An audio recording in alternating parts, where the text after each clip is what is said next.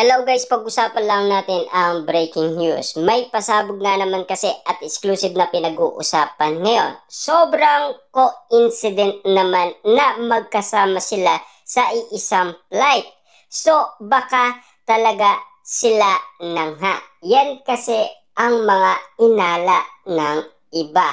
Na baka nga naman kasi mag-on na daw sina Mayor Mart Alcala at Catherine Bernardo. Tama nga ba kaya ang inala ng karamihan? Lalong-lalo na sa paniniwala nila dahil sa pinagkakaguluhan ng ngayon sina Mayor Mart Alcala at Catherine Bernardo. Lalong-lalo na kasi lumalakas ng lumalakas ang katotohanan kina Catherine Bernardo at Mayor Mart Alcala.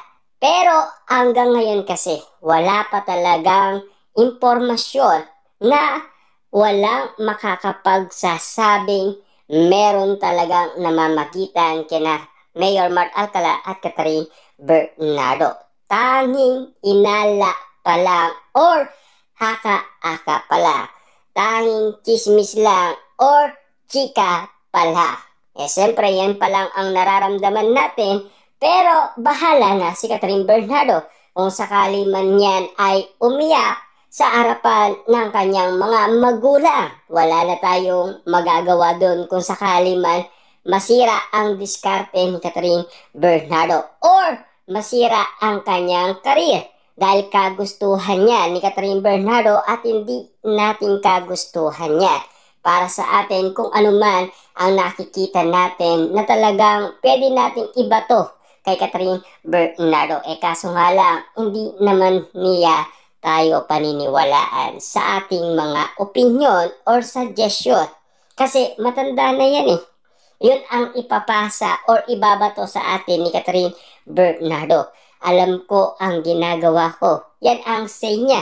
Kaya nga naman kasi ang say sa atin ni Ogie Diaz, kahit na netizens ka pa or Dilulo fans or mga sausawerang kapitbahay, may sariling free will at paninindigan si Catherine Bernardo kung sino ang kanyang iibigin.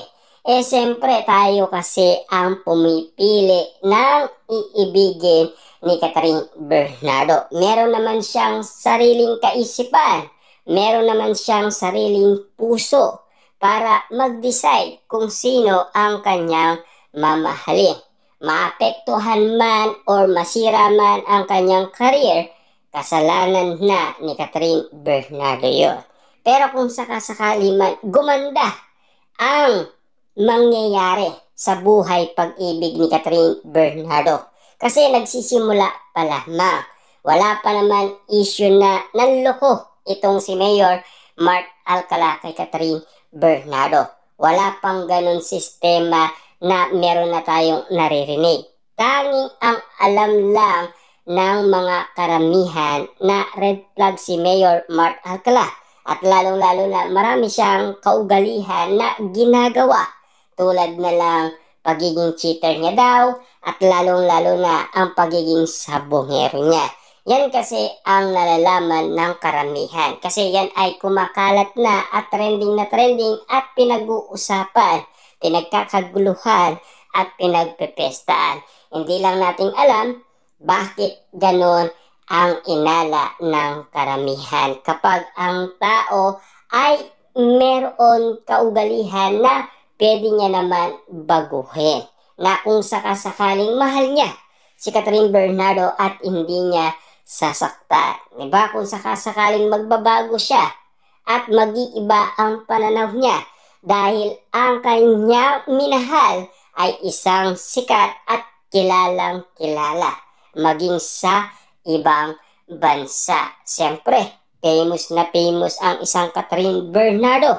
Lalong-lalo na kung nagmamahalan man sila, bigay natin ang karapatan nila maging malaya, maging masaya, at siyempre, higit sa lahat, ang inihintay nating ending para sa kanilang pagmamahalan kung pwedeng magkamabutihan sila.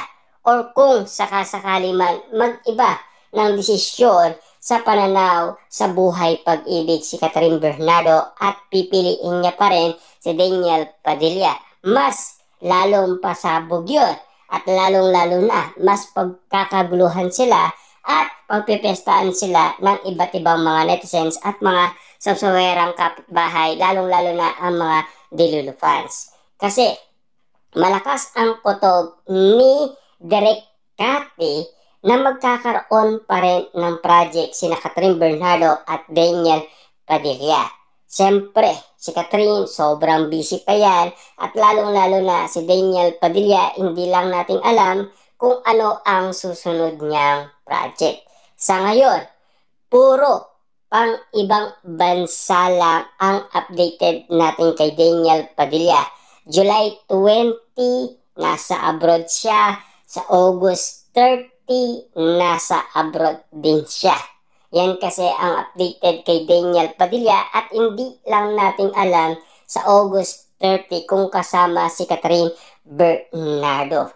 Siyempre, alam niyo naman siguro, mas gustong makita ng mga fans sina Catherine Bernardo at Daniel Padilla. Yan kasi ang mga karagdagan update patungkol sa nangyayari at kaganapan sa social media patungkol sa mga issue kay Catherine Bernardo, Mayor Mark Alcala at Daniel Padilla. Subalit, siyempre, sa lahat ng mga issue ngayon na patindi ng patindi, mas matindi umano ito. Parang isang virus na kumalat umano sa lahat ng social media na kinagulat at kinabigla umano ng lahat ng tao. Na baka daw totoo ang chika at chismis dahil nagsilabasan na ang mga resibo at katotohanan daw ang mga kumakalat ngayon, pero meron pa rin tayong natuklasan at nalaman. Ayon kasi sa mga malalapit sa pamilyang Bernardo, pinagdidikit-dikit lang kasi magkaiba daw ng eroplano si Catherine at Mayor Mark Alcala. Pero hindi na tayo pwedeng magulat doon at magtaka. Kasi alam naman natin, matagal nang umingi ng short vacation si Catherine Bernardo. Na alam naman natin kasi, natapos na ang Pilipinas Got Talent Season 7. Kailangan din magpahinga ni Catherine Bernardo. Pero ang katanungan, sino ang isasama niya? Kaya update si Mayor Mark Alcala.